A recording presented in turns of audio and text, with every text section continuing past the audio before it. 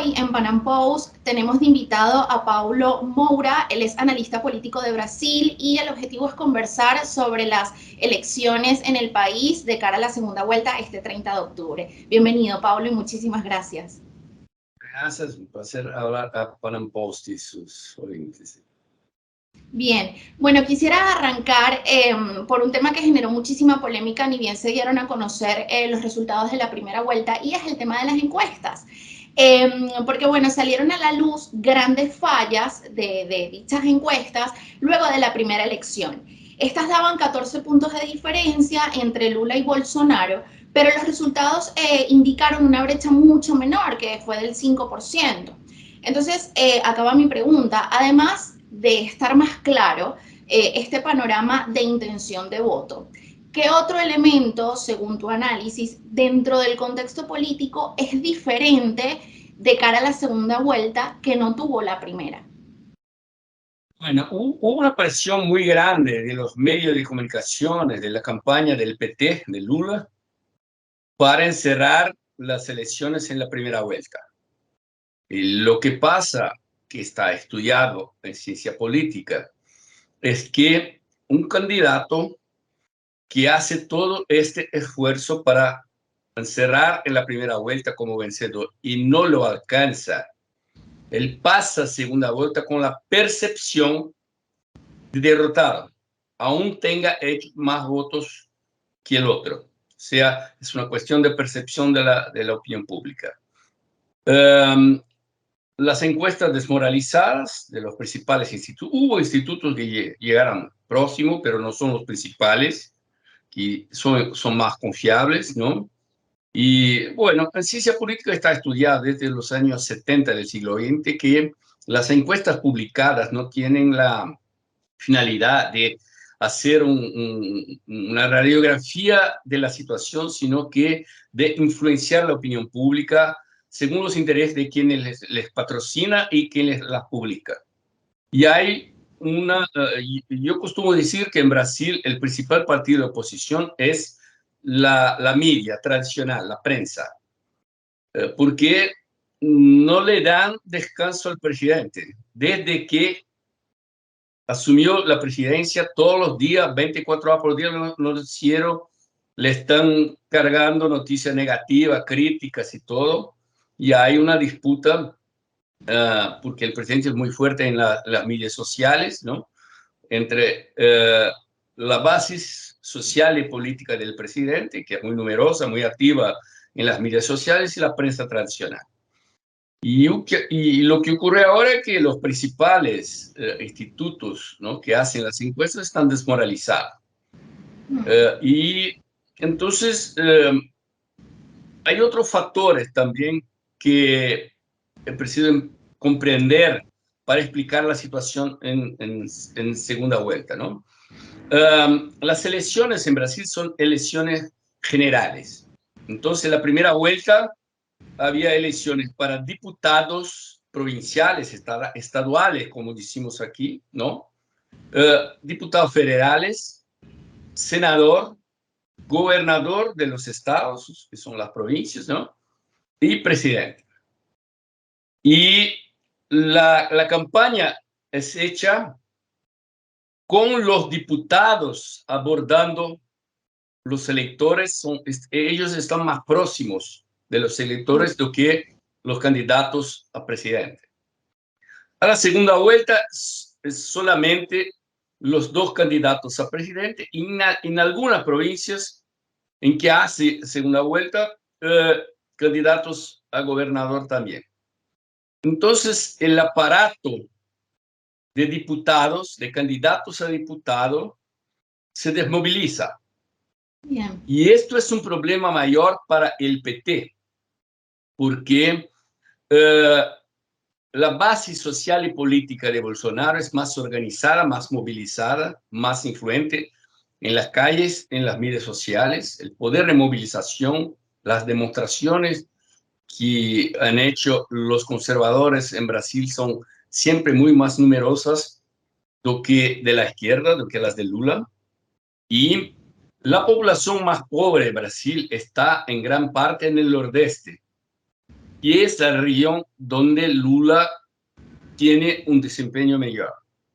Y lo que pasa es que sin los diputados haciendo campaña para Lula, hay una posibilidad grande, y esto está estudiado, es admitido por analistas de todas las posiciones, de que crezca la abstención de electores que a la primera vuelta han votado por Lula.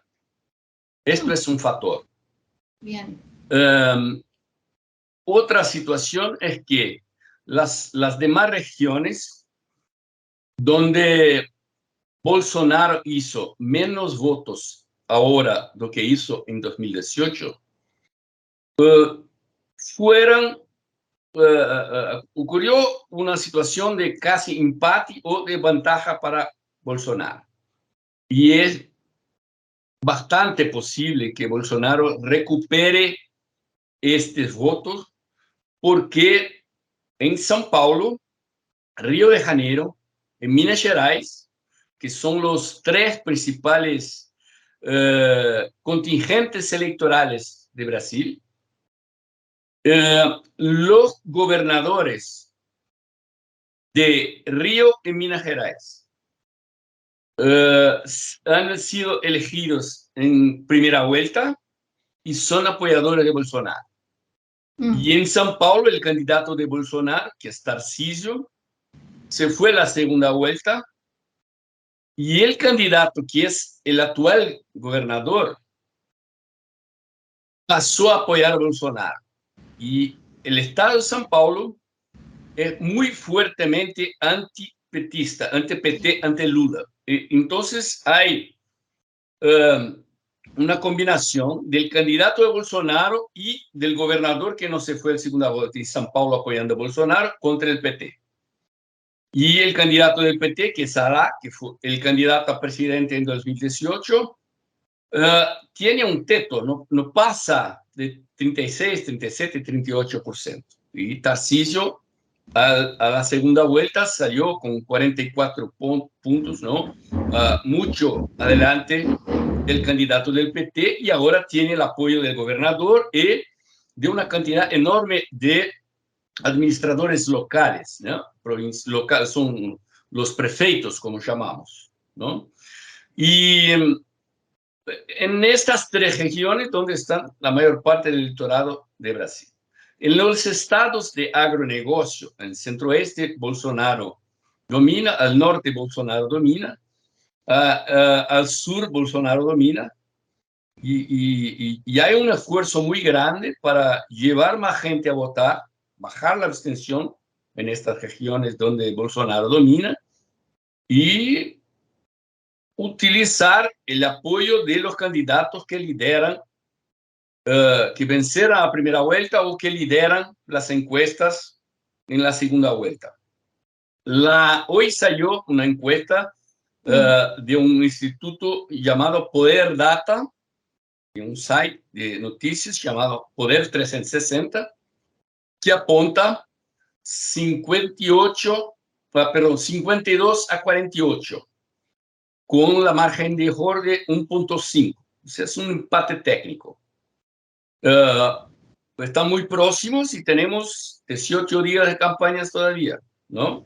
Sí. Entonces, lo que se está observando en las encuestas es que Bolsonaro crece y Lula sigue parado en el patamar en que se quedó en primer turno. Y hay estos dos factores, que es la probabilidad muy grande de aumentar la abstención en el nordeste, que es la región prioritaria de Lula, y Bolsonaro ya está mejorando su desempeño en las regiones que domina. Entonces, mi análisis desde el primer turno era de que la elección sería muy competitiva y que el ganador ganaría por una diferencia muy pequeña. Y había por parte del PT y de la prensa una presión, como he dicho, por victoria en primer turno en las bases del presidente Bolsonaro. También la creencia que el presidente ganaría el primer turno. Y esto no se confirmó.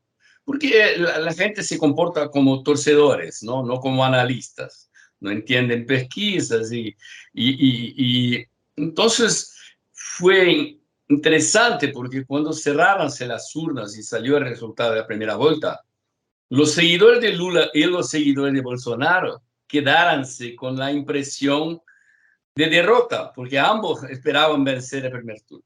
Mm. Pero hay un dato nuevo en esta situación que es lo siguiente. Bolsonaro ha hecho mayoría en la Cámara de Diputados Así es. y el Senado. O sea, el electorado en todo el Brasil ha votado macizamente con los conservadores. Y esto es resultado de una campaña específica, ¿no? Porque el presidente enfrentó problemas con el Congreso en primer mandato. Muchas de las reformas que proponía fueron barradas principalmente por el Senado, ahora en estos últimos años y en los primeros años por el expresidente de la Cámara de Diputados. Entonces hubo una campaña muy fuerte para que los apoyadores del presidente votasen en diputados, senadores y gobernadores apoyadores del presidente. Y esto ha dado un excelente resultado. Entonces Bolsonaro hizo menos votos que Lula en la primera vuelta, pero salió políticamente vencedor. Bien. Y creóse una situación en que en la primera vuelta Lula se ofrecía como candidato de la estabilidad, de la previsibilidad, de la democracia y acusaba a Bolsonaro de ser candidato causador de crisis, de instabilidad, de inseguridad jurídica, y esto se ha invertido. O sea, ahora el argumento de que Lula no tendrá mayoría en el Congreso y esto será un factor causador de crisis, Mm. favorece a Bolsonaro, que tiene la mayoría. Y esta Sí. gente toda ahora está en campaña por Bolsonaro. Entonces, yo creo que la elección está técnicamente empatada por lo que se ve por encuestas más confiable do que la de los tres institutos que han sido desmoralizados en la primera vuelta, que es IPEC, que era el antiguo IBOPE, que era el más tradicional de Brasil, por el Datafolha, que es del periódico Folha de São Paulo, de aquí de São Paulo, y un tercer que hace del Instituto Quest, que hace encuestas para una financiera, que son los tres grandes que han errado groseramente los resultados. Entonces, yo creo que la, la elección está empatada técnicamente y el contexto es este, con dificultades para Lula y con Bolsonaro creciendo. Ya has hablado de algunas cositas que quería preguntarte, pero quiero ir más a fondo específicamente con el tema de la abstención. Porque, bueno, un dato importante es que cerca de 33 millones de brasileños, que es más o menos el 21% del electorado, optó por no acudir a las urnas y los medios señalan que es la abstención más alta desde 1998. Algunos analistas aseguran que estos votantes podrían activarse para la segunda vuelta, pero no tanto por pasión en torno a la política, sino por miedo de lo que podría pasar en Brasil. ¿Cuál es tu opinión sobre el comportamiento del electorado para este balotaje? Bueno, la abstención en la elección de 2018 fue 21% también. Entonces, es una abstención que se ha fijado en este punto, ¿no? En elecciones anteriores era de 17%. Importante informar que en Brasil el voto es obligatorio, Sí. pero la punición, la multa por no votar es muy baja y Mm. la gente puede justificar, son tres reales. Es menos de 50 centavos de dólares se paga de multa por no votar. Entonces, hubo algunas regiones de Brasil en que la abstención quedóse un poco acima de esta media y otras en que quedóse un poco abajo. Entonces, yo considero una abstención normal. Lo que pasa es que, como dijo, la base social y política de Bolsonaro es más movilizada. Mm, Tiene gente de clase media, media alta, con formación universitaria, con poder adquisitivo y con alta capacidad de movilización y organización. Al paso que el otro lado, la izquierda, no tiene. Y además de lo que he dicho sobre las regiones en que Lula domina, que es el nordeste, ¿no? En que las dificultades de deslocamiento de los electores hasta las urnas son mayores. Y Lula no tendrá los diputados llamando electores, incluso comprando votos, ¿no? Porque esto se practica en todo Brasil, pero más en nordeste, ¿no? Gente pagando los electores. Y entonces, yo percibo, porque yo estoy en muchos grupos de activistas conservadores, uso esos grupos como pesquisa cualitativa, observo el comportamiento, que la gente está haciendo un esfuerzo muy grande por traer los viejos a votar, porque no, después de los 75 años no son más obligados a votar. Entonces la gente está buscando sus padres, sus abuelos y gente que no ha votado en la primera vuelta a votar. Hay una campaña mucho grande para la gente que se abstiene venir a votar y hay una campaña para virar votos, para convertir votos de Lula en votos de Bolsonaro. bien. Y yo observo por lo que dicen las personas en estos grupos que están obteniendo suceso en estas tentativas, ¿no? Vamos a tener certeza ya 30 cuando las urnas se cerraren, ¿no?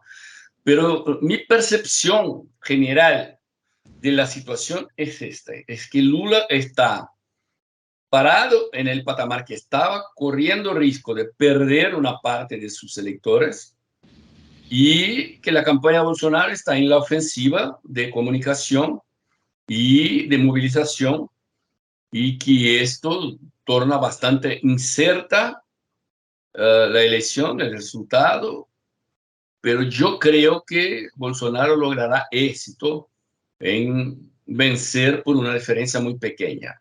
Es mi avaliación. Bien, y ahora que hablas de estas fuerzas políticas que están activando ambos bandos, yo quiero citar específicamente la situación de Minas Gerais, el segundo estado más poblado de Brasil, ya que sería el centro de la campaña de cara a la segunda vuelta. Lula ganó allí en la primera, pero solo por 4 puntos de diferencia. Entonces, por eso mi duda es si este estado puede definir la elección o cuál crees que sería o cuál crees que, cómo crees o dónde se concentraría la mayor riña política de no ser este Estado. ¿Qué opinas al respecto? Bueno, en todas las elecciones brasileñas hubo una única vez en que un presidente ganó la elección sin ganar en Minas Gerais. Es como si fuera un padrón. El Estado está en el centro de Brasil, geográficamente en el centro, y tienen características de la cultura política que son más o menos una mezcla de todo el país. Entonces, las tendencias en Minas pueden sí definir la elección. Lo que pasa es que Zema, el gobernador que se ha elegido en primera vuelta, ahora apoya a Lula. En la primera vuelta no ha apoyado, Mm, porque él es de un partido pequeño, el Partido Nuevo, que es un partido liberal, es un excelente gestor público, muy bien avaliado, pero su pequeño partido tenía un candidato a presidente en la primera vuelta que no hizo ni siquiera 1% de logro. Entonces, Sema en el primer turno no apoyaba a Bolsonaro, porque incluso él tenía electores que votaban en él, en Lula, en ellos, en Lula. Entonces, ahora no, ahora él está apoyando. Minas Gerais tiene 800 ciudades. Él convocó una reunión con 600 administradores locales, son los perfectos, ¿no? Um, y creo, por las informaciones que tengo, que sí, que es posible que los resultados se inviertan a la segunda vuelta en favor de Bolsonaro, porque el gobernador y la mayoría de los prefectos están con Bolsonaro. Pero creo también que en São Paulo, por las circunstancias que ya he explicado antes, y que en Río de Janeiro, pues São Paulo es el principal colegio electoral, como decimos, el estado con la mayor cantidad de electores. Así es. ¿No? Después Río, pero después Minas Gerais y después Río de Janeiro. Y estos tres estados, el bolsonarismo es muy fuerte. Y Bolsonaro ha ganado en São Paulo y Río. Entonces yo creo que si en São Paulo, porque tiene apoyo de Tarcísio, que lidera las encuestas, venció a primera vuelta, y el gobernador de São Paulo ha adherido a Bolsonaro. Sí. Entonces son fuerzas muy fuertes, unidas. Entonces yo creo que está ocurriendo una onda de influencia de estas fuerzas políticas que tende a favorecer Bolsonaro, y creo que Sema, que es el gobernador de Minas, por sus características personales, es una persona simple, viene del comercio, tiene una gran red varejista, principalmente en el interior de Minas, muy fuerte, muy influente, y estos factores me llevan a creer que Bolsonaro va a tener buenos resultados en estos tres estados. En el Río Grande do Sul, que de donde vengo, ¿no? Es el estado más al sur, ahí cerca de Argentina y Uruguay, Bolsonaro venció también, pero en la mitad sur del estado, Lula ha vencido. Bolsonaro estuvo allá en la ciudad de Pelotas ayer. Una gran movilización, está yendo a los locales donde Lula ha vencido. Y creo también, porque el candidato de Bolsonaro lidera las encuestas para la elección gubernamental, el actual gobernador está muy mal, ¿no? Cometió errores, intentó concurrir a presidente, no ha conseguido, volvió al Estado. Y entonces los candidatos de Bolsonaro en las regiones decisivas están muy fuertes. Okay. Tienen campañas movilizadas fuertes, ¿no? Mi análisis es que, como dije, por todos los factores, creo que Bolsonaro obtendrá una pequeña diferencia en su favor y tiene condiciones de vencer. Aún las elecciones son muy competitivas y creo que están prácticamente técnicamente empatados los dos. Bien, una pregunta bastante puntual sobre eso que mencionabas, sobre estos apoyos de Bolsonaro en regiones decisivas y también la parte de Lula. Para ti, ¿qué sumaría más? Los 7 puntos, porque sabemos que la senadora Simone Tebet y también es el ex candidato Ciro Gómez apoyan ahora a Lula. Entonces, ¿qué sumaría más? Esos 7 puntos que ellos recolectarían a favor de Lula, o el arrastre que pueda tener para Bolsonaro todo este apoyo de gobernadores y legisladores, que aparte estos últimos lograron ambas cámaras. Entonces, ¿qué pesaría más para esta segunda vuelta? Bueno, primero es necesario decir que el discurso de Lula, apelando para encerrar las elecciones en el primer turno, surtió efectos sobre electores de Ciro Gómez y de Tebet. Y los electores que se inclinaran para Lula, salieran de Tebet, salieran de Ciro y se fueran a Lula, y ya se fueran.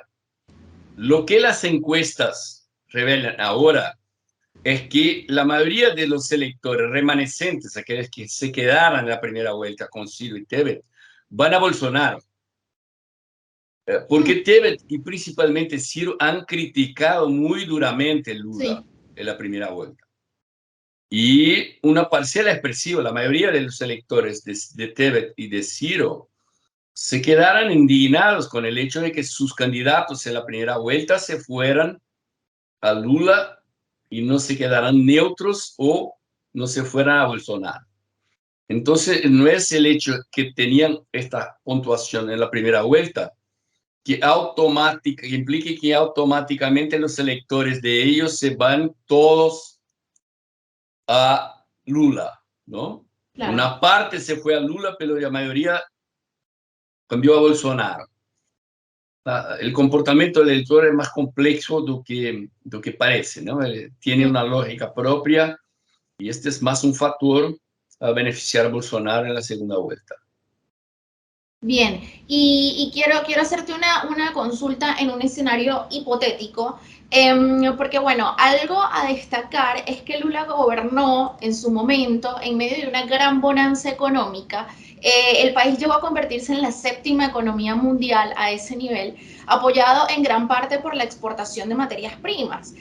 Además, Lula en ese momento contaba con gobiernos amigos que tenían sus arcas llenas, y el caso creo que más puntual que podemos mencionar es el de Venezuela, cuando el barril rondaba los $100 mientras el dictador Hugo Chávez vivía.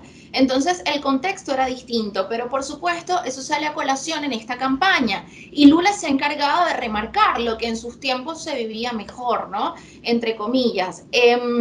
Y sus simpatizantes es cierto que también tienen una especie de memoria estomacal, porque Lula gobernó con mucho dinero. ¿Cómo sería ahora un hipotético gobierno de izquierda en Brasil teniendo en cuenta que el escenario no sería el mismo? Bueno, primero es preciso esclarecer que Lula ha heredado una situación fiscal de equilibrio. Eh, Además del precio de las commodities y todo esto que has dicho, el Brasil tenía las cuentas equilibradas cuando Lula entró. Mm.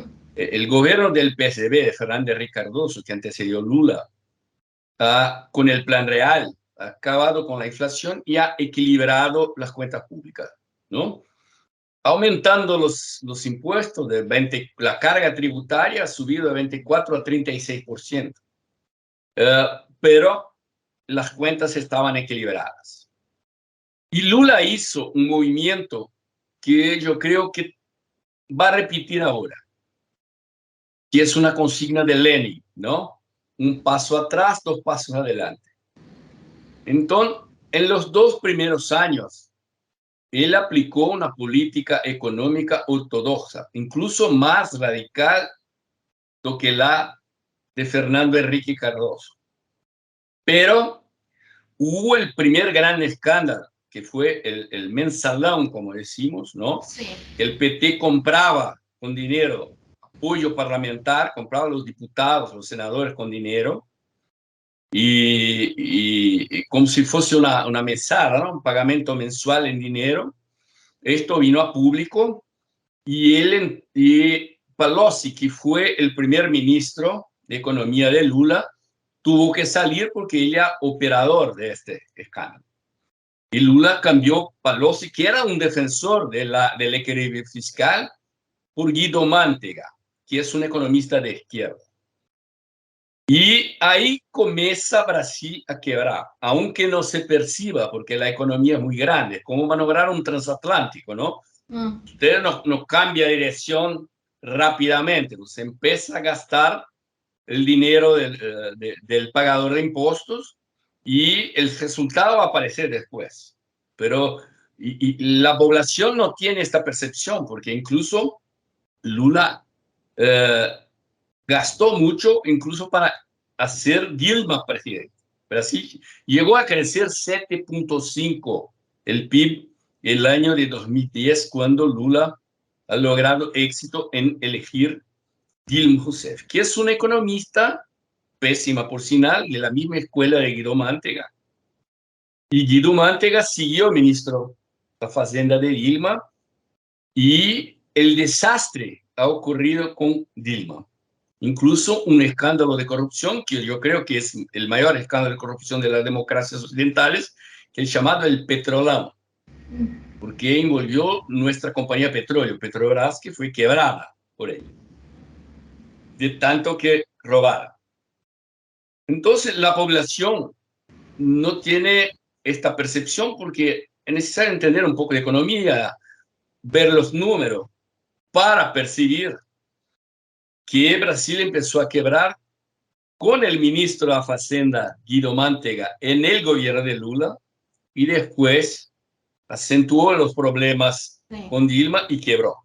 Pero el primer movimiento de Lula fue un movimiento en dirección, si es que se puede decir, en política económica a la derecha, y a medida que el PT ia ganando las elecciones siguientes, fueran yendo a la izquierda, ¿no? Y robando dinero público más acentuadamente hasta que quebraran el Brasil. Pero la percepción de la opinión pública es que Brasil quebró con Dilma, no con Lula.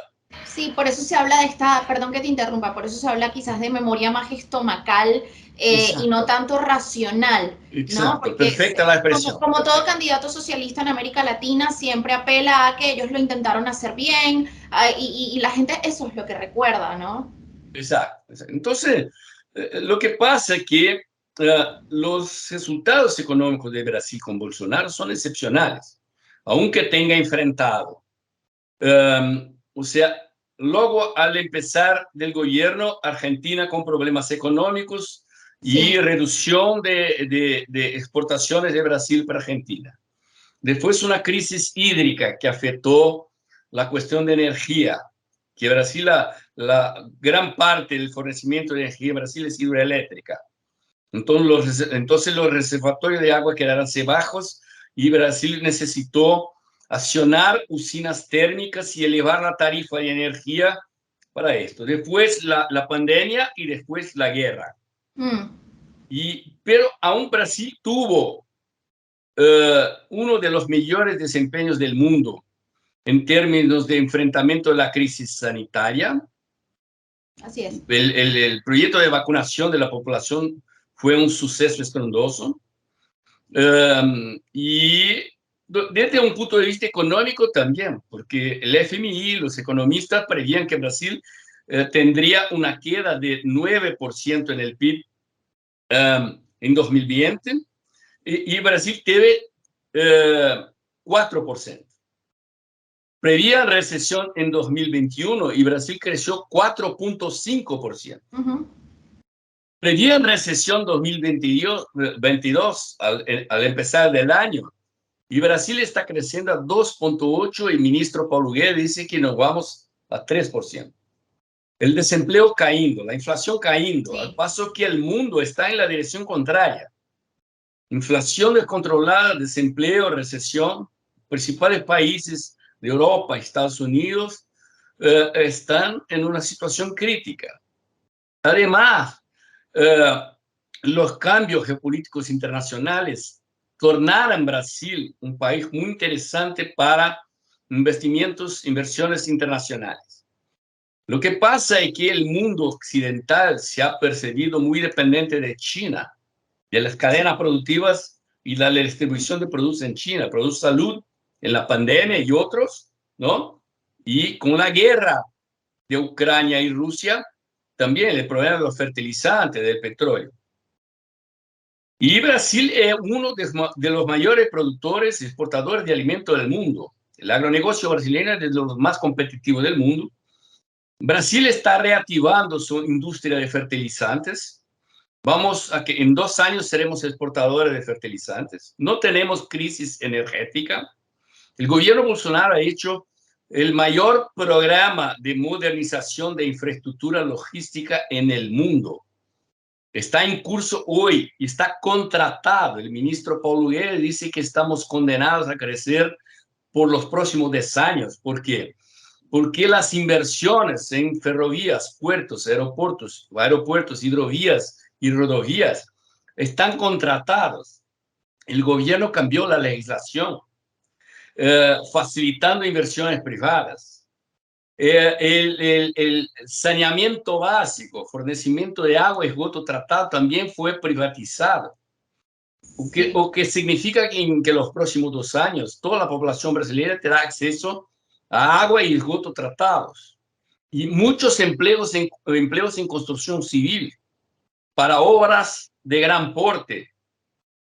Esto está contratado, no es retórica electoral. O sea, las concesiones y autorizaciones de inversiones privadas están en curso.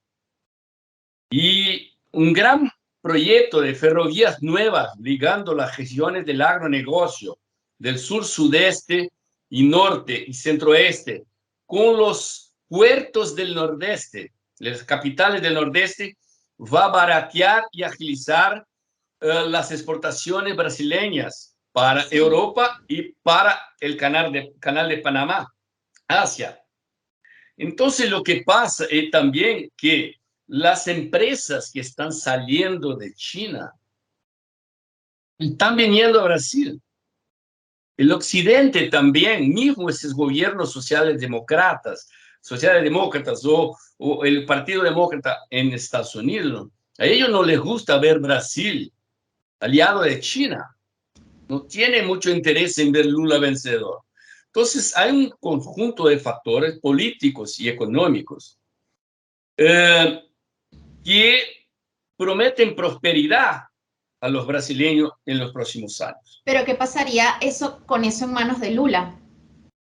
Bueno, muy probablemente van a romper contratos. Lula ya está diciendo que tenemos una legislación que ha impuesto se llama teto de gastos, o sea, el gobierno tiene un límite para gastar.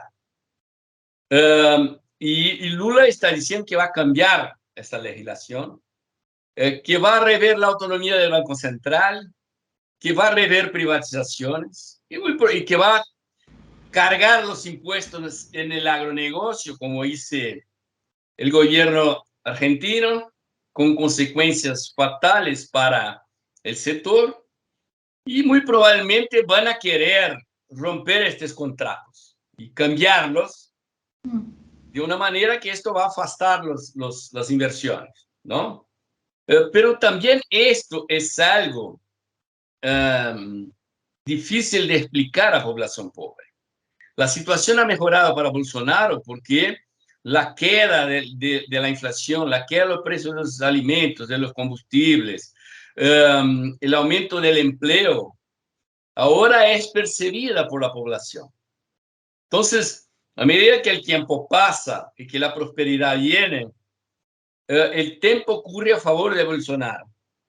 Por esto que todas las encuestas, mismo estas que muestran Lula adelante, muestran el optimismo de la población con el futuro, las tasas de rejección del presidente del gobierno caen, las de Lula suben, y creo que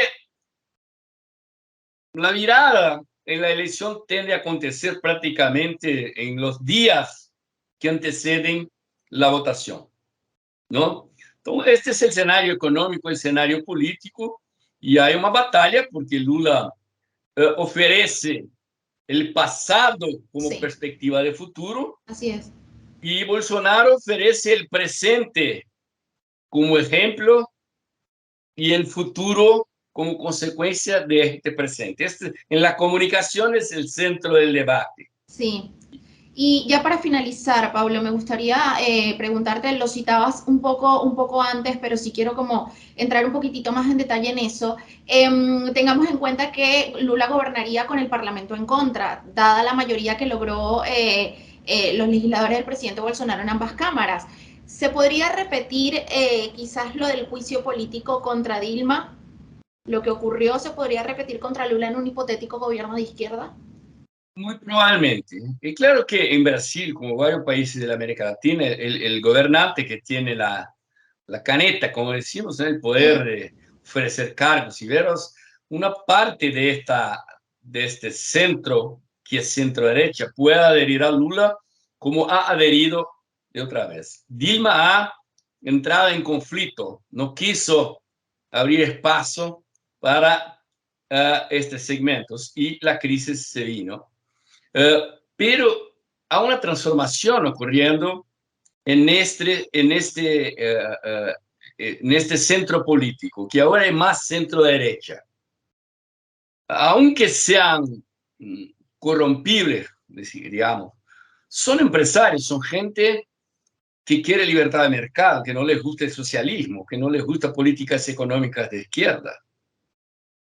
Y han experimentado con Bolsonaro una posibilidad de participar de las decisiones del gobierno, porque el PT les compra apoyo, pero no les entrega participación en las decisiones del poder. Y estos tipos han aprendido. aunque también salieran de las urnas una cantidad de senadores y diputados que no son de centro y centro derecha, son de derechas, son conservadores, son bolsonaristas, en una cantidad muy expresiva. Entonces, sí, si Lula gana, va a enfrentar oposición y oposición fuerte. Será un gobierno de crisis. Entonces, Brasil es más complejo que Chile, más complejo que Venezuela, aún tan complejo como Argentina, que tiene economía de servicios, tiene una clase media, aunque esté en crisis, ¿no? Pero es una economía muy compleja, industria muy fuerte, agronegocio muy fuerte, una clase media urbana educada, bien informada, con poder de consumo. Y esto impone muchas barreras para que la izquierda brasileña haga, por ejemplo, lo que ha hecho Hugo Chávez en Venezuela. No sé cómo es, porque hay una oposición social muy fuerte. Pero, y se ve en Chile la situación que se creó ahora en Colombia. El gobierno recién electo ya están en crisis. Sí. Entonces va a depender de la manera con que Lula va, si gana, yo creo que va a lidiar con esta situación. Es por esto que he dicho que creo que en un primer momento él va a moderarse, dará un paso atrás para consolidarse en el poder e intentar más adelante dar varios pasos adelante, ¿no? Pero la situación, como has dicho, no es la misma que él tenía en la primera elección, el primer mandato, ¿no? Hay una crisis mundial de alimentos, de energía, de combustibles y todo, y aunque Brasil esté relativamente protegido de esta situación, la gestión requiere sofisticación, requiere políticas muy distintas de aquellas que Lula ha defendido en esta elección inclusive. Son políticas económicas de izquierda desastrosas si fueran puestas en práctica. Bueno, muchísimas gracias por tu tiempo, Pablo, y bueno, muy agradecidos de nuevo en Panam Post por contar con tu análisis.